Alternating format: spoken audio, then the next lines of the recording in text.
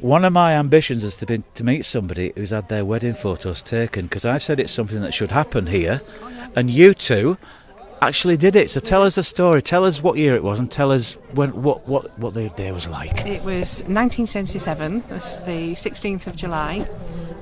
Glorious day, very windy, and we got married in St James's Church in Barrow, and we came up here for our wedding photographs. And we had our reception next door in the Abbey Tavern. It was lovely. And we came through the gatehouse, and I know my father-in-law had to pay everybody in as we came in. Yeah. So we had a long string of tickets. That was an unexpected expense, wasn't it? It was. On top of the reception. And we're all residents, so we should have been free. But I don't know whether they did it then. So can you remember the menu? The Abbey Tavern. Yeah, it was roast beef. Dead boring. Roast beef and chicken. Yeah, but it was safe. Yeah, it was safe, and everybody liked it. Yeah. We took our own bottles of bubbly, and had to pay corkage on it because it was cheaper doing it that way. Okay. So, did the photograph session in the Abbey come as part of the deal, or No, we arranged it ourselves. Did you have much opposition to getting in? Did they not want you to come? We just turned up. All right. So you didn't ask permission? No, we just turned up. And I say I don't know whether other people did that then. Yeah. It started happening. I've seen a few people with, photographs in here, but I think we were the forerunners. Right. So have you always been a trendsetter? Well, no, why we're not? quite backwards in going forwards, but but we thought it'd be lovely. Yeah. Which it was. And because it was very windy at the church, it was quite still down here, so the photographs were lovely. So how often do these photographs come out for family and sons and daughters and children to see? Not that often. Yeah, we've just moved, so so we found them again. Yeah. Right? Yeah. And we had a Cine 8 film made of it. Which we were going to get put onto video, but we never did it. But then we've got it on a DVD now anyway. Yeah. So we skipped video. We were going to put it on video. Skipped video, went straight to DVD. But do you think that's something that could happen here to raise its popularity? I think it would be wonderful. I think it'd be good. Yeah, it's just a shame that the Abbey Tavern isn't going to be a restaurant, because you could have had a double package then, couldn't you? I suppose they could have it at Abbey House. Well, that's only up the hill there, isn't it? Yeah, because you can get access from this side, so I guess you could do that. So what made you want your photos here rather than Bigger Bank or rather than the churchyard at St James's?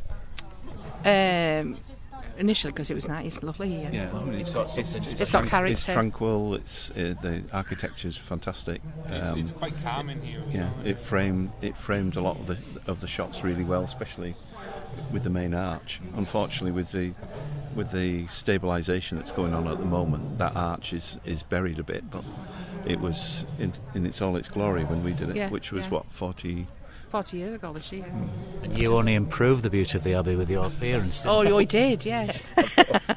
We actually need to get a story in the Evening Mail with your wedding photographs, which would bring them flocking. Oh, I'm sure it would. But it's something we could look at, isn't it? Photo shoots. Yeah. And TV and drama. And Yeah.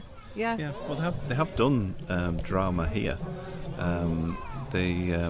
What was it? It was David Marcus. David Marcus. With the Jesus Christ Superstar. Yeah. Or was it the Mystery Plays? Mystery Plays. Yeah, Mystery Plays, yeah. Because my sister was involved in one of them. Yeah, so, again, it was very atmospheric for things like that.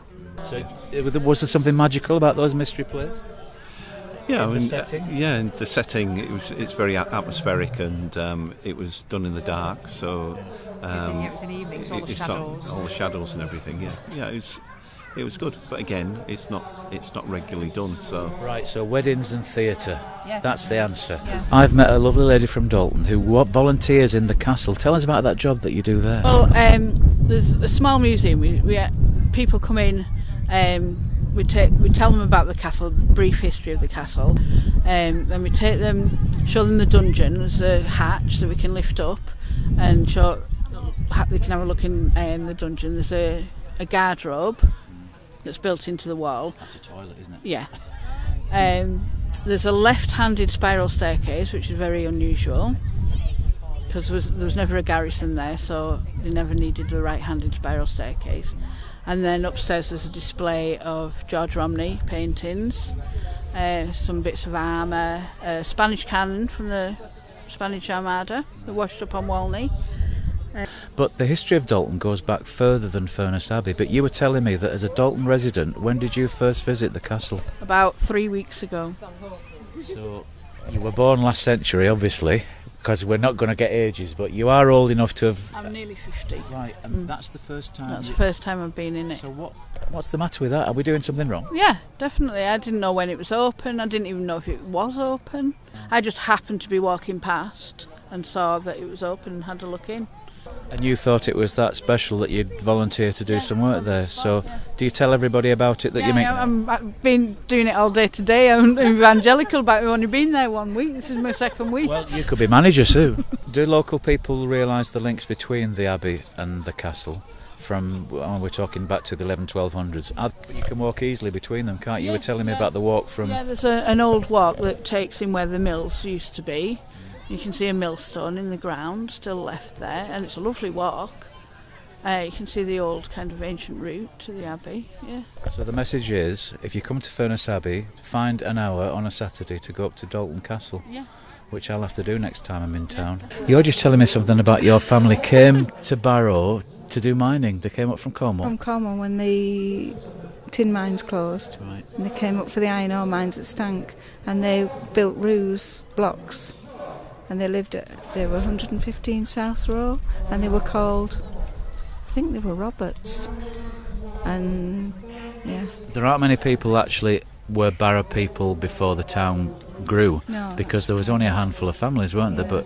But your family was one of the earliest people who came to mine up at Stank and places like that. Yes, they did. Yeah, and they lived. So they lived in Roose, and they had land across the road from the house, and they used to have cows. I remember my grandmother telling me, and they used to supply milk for the houses in Roose, and she used to have to milk the cows. And then another thing she told me was that I don't know if it was every day, but she used to have to walk from Barrow to Ulverston and along the lanes, and there must have been gates, and she used to have to open all the gates so that the funerals carts could go through. Right, they used to live there. That's what I remember her telling me that. And She there used was to a have to do railway, that. wasn't there, from Roose went out towards Stank, because there's an old bridge out there, the mine railways. That's right, we used But to we're play on- on those when I was a child. Well, the railways are long gone, but Yeah. the trackways, the embankments are Yeah, still there. that's aren't right. they? Yeah, well, they still are. Yeah, And one down part the of old it line, is. the Rampside line. Yeah. Well, thank you for that memory. I've never met a tin miner's daughter before.